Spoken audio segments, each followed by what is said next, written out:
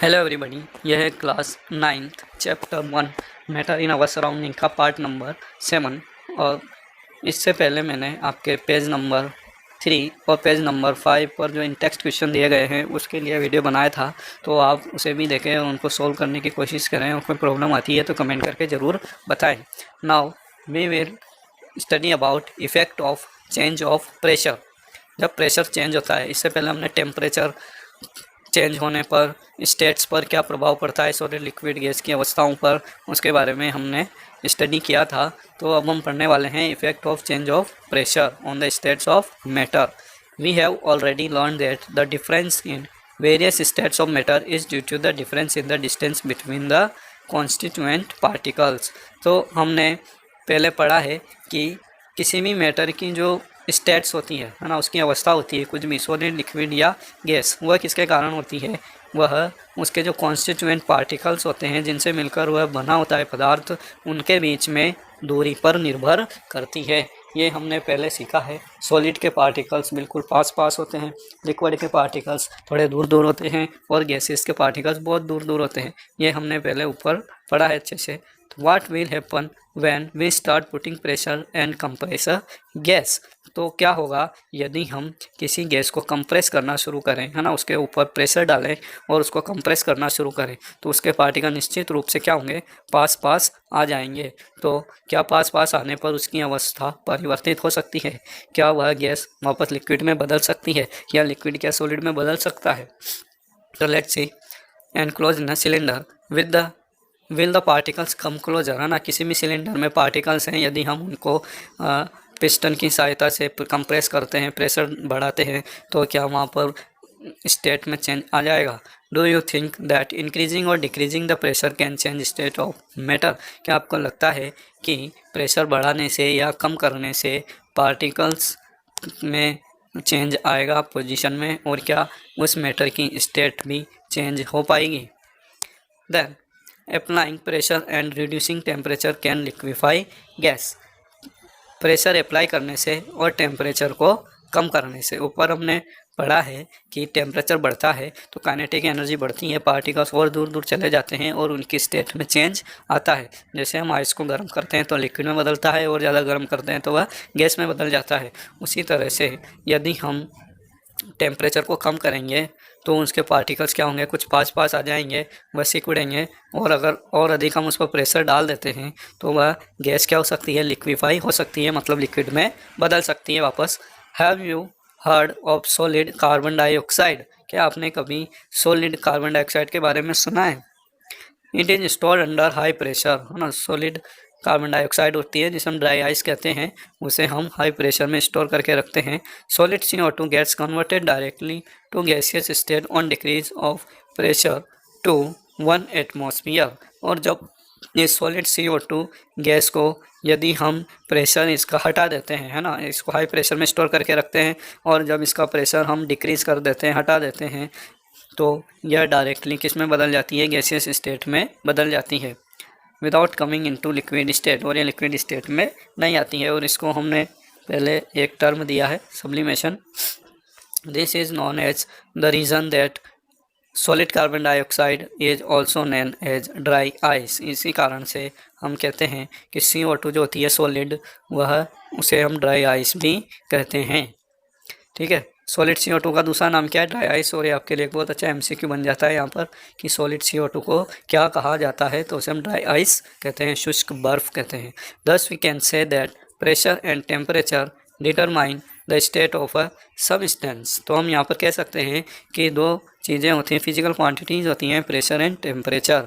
ये क्या करती हैं? किसी भी पदार्थ की स्टेट को, अवस्था को परिभाषित करती हैं या निर्धारित करती हैं। Whether it will be solid, liquid और गैस, चाहे वह सॉलिड हो, लिक्विड हो या गैस हो, उसकी अवस्था किस पर निर्भर करती है?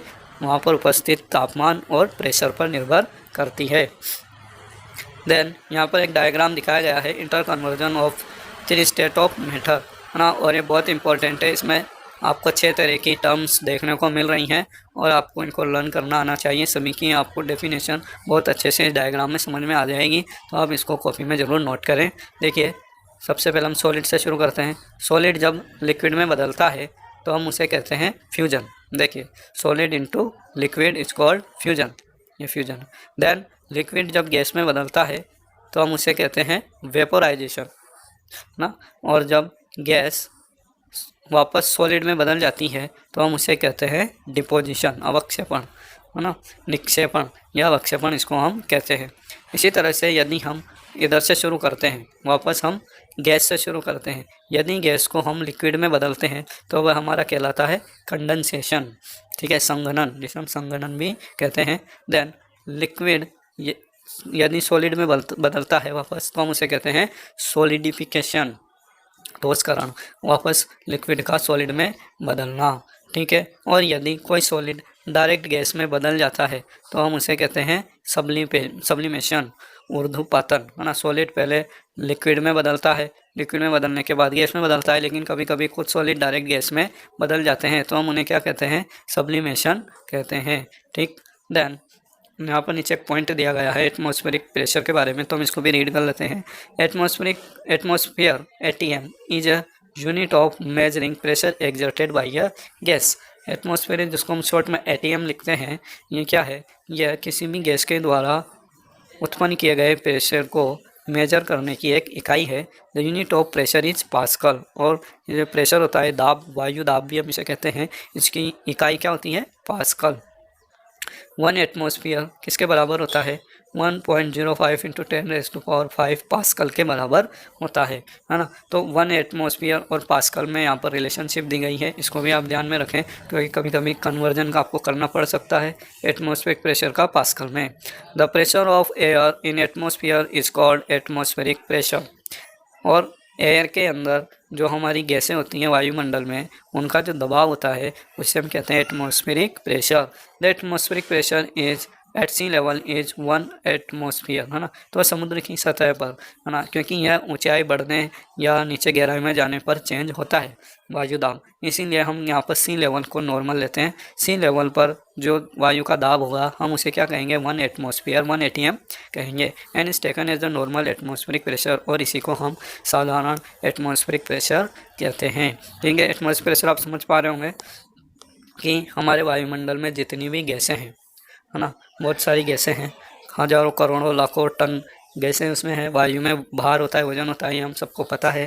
क्लास 8th में भी आपने इसके बारे में स्टडी किया है प्रेशर के बारे में, तो आप अच्छे से समझते होंगे कि इस एटमॉस्फेरिक प्रेशर को, वायु दाब को मेजर करना हमारे लिए कितना ज़रूरी होता है। Then our next topic is evaporation. यहाँ पर कुछ इंटेक्स्ट क्वेश्चन भी दिए गए हैं, तो इनको मैं आपको जो एक्सरसाइज के क्वेश्चन है उनके साथ सोल्व करके नेक्स्ट वीडियो में बता दूंगा। देन इवापोरेशन मतलब वाष्पीकरण। Do we always need to heat और change pressure for changing the state of matter. क्या हमें किसी भी पदार्थ की स्टेट को चेंज करने के लिए उसे गर्म करना या उसके प्रेशर को चेंज करना पड़ता है हमेशा, क्या इसकी ज़रूरत हमें पड़ती है। Can you quote some example from everyday life where change of state from liquid to vapor takes place without the liquid reaching the boiling point। क्या आपने कभी ऐसा एग्जाम्पल अपनी एवरीडे लाइफ में देखा है, सामान्य दिन प्रतिदिन की लाइफ में देखा है, जब कोई लिक्विड डायरेक्ट गैस में बदल जाता है यदि हम उसको गर्म नहीं करते हैं तो भी, वाटर, है ना। तो इसका सबसे अच्छा एग्जाम्पल है हमारे पास water. When left uncovered slowly changes into vapour. जब हम पानी को, जल को अनकवर्ड छोड़ देते हैं, जैसे कि आपने देखा होगा नदियाँ सूख जाती हैं, है ना, हमारे फर्श पर कोई पानी फैल जाता है तो वह सूख जाता है थोड़ी देर के पश्चात, तो हम वहाँ न तो उसको गर्म कर रहे हैं, बॉईल कर रहे हैं, और न ही वहाँ पर प्रेशर के साथ कोई छेड़छाड़ कर रहे हैं, फिर भी वह गैस में बदल रहा है। तो ऐसा क्या हो रहा है और क्यों हो रहा है। वेट क्लॉथ ड्राई अप, हमारे गीले कपड़े सूख जाते हैं। What happens to water in the about to examples. तो इन एग्जाम्पल्स में वाटर के साथ क्या हो रहा है। We know that particles of matter are always moving and are never at rest.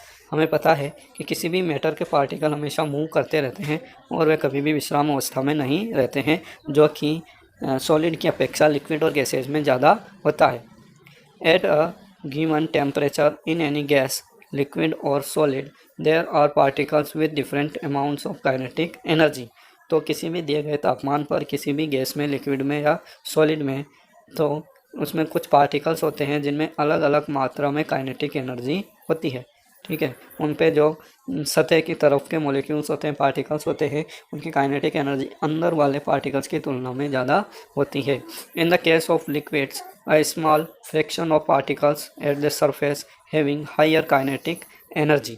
तो लिक्विड के केस में जो कुछ पार्टिकल्स होते हैं सरफेस की तरफ, सतह पर, है ना, लिक्विड की सतह होती है, उस सतह पर जो पार्टिकल्स होते हैं उनमें काइनेटिक एनर्जी ज़्यादा होती है, is able to break away from the forces of attraction of the particles. और वे पार्टिकल्स, उस पदार्थ के या वाटर के वे पार्टिकल जिनकी काइनेटिक एनर्जी ज़्यादा होती है, वे पार्टिकल्स क्या कर सकते हैं, they break away from forces of attraction of other particles. वे दूसरे पार्टिकल्स के फोर्स ऑफ अट्रैक्शन को ओवरकम कर सकते हैं, उन पर पार पा सकते हैं और वाष्प में, गैस में बदल सकते हैं।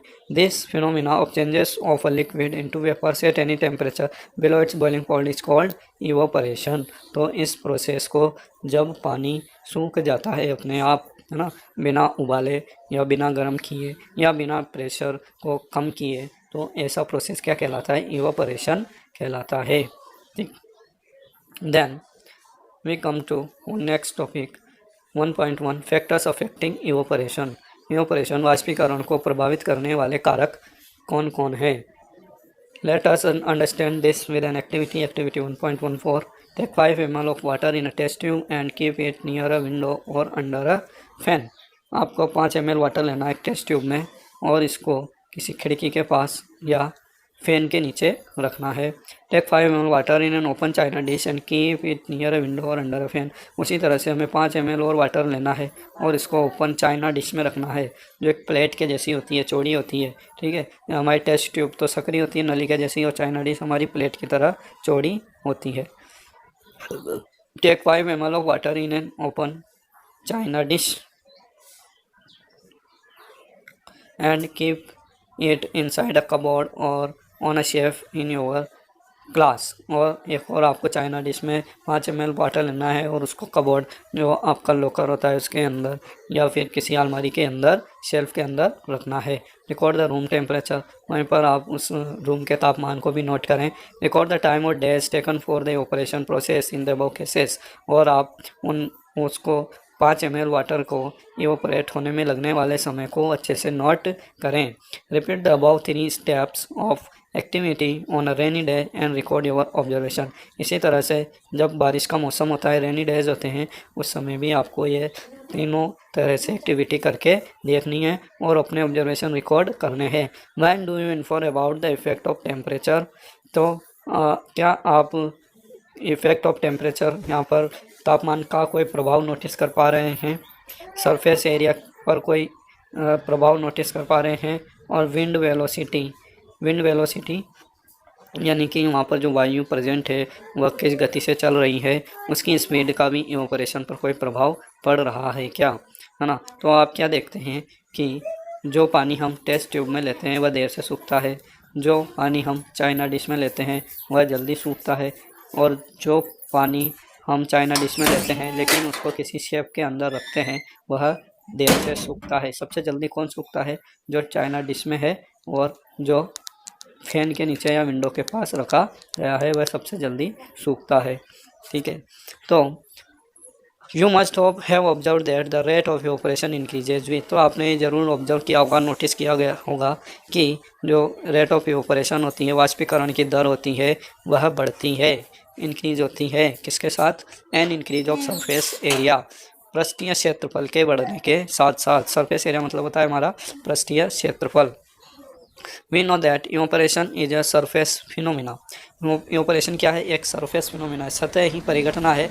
जो किसी लिक्विड के सतह के पार्टिकल्स होते हैं, जैसे लिक्विड है तो इसके सतह पर जो पार्टिकल्स हैं उनमें काइनेटिक एनर्जी ज़्यादा है और वे अंदर वाले पार्टिकल्स के इंटरमोलिकुलर फोर्स ऑफ अट्रैक्शन को ब्रेक कर पा रहे हैं, तभी वह फ्री होकर ऊपर जा पा रहे हैं, गैस में बदल पा रहे हैं। तो इसे ही हम क्या कहते हैं, सरफेस फिनोमिना कहते हैं। If the surface area is increase the rate of evaporation increases. यदि हम सरफेस को बढ़ा दें, है ना, पात्र की साइज को बढ़ा दें या उस लिक्विड को और ज़्यादा फैला दें तो हमारा सरफेस एरिया क्या हो जाएगा, बढ़ जाएगा।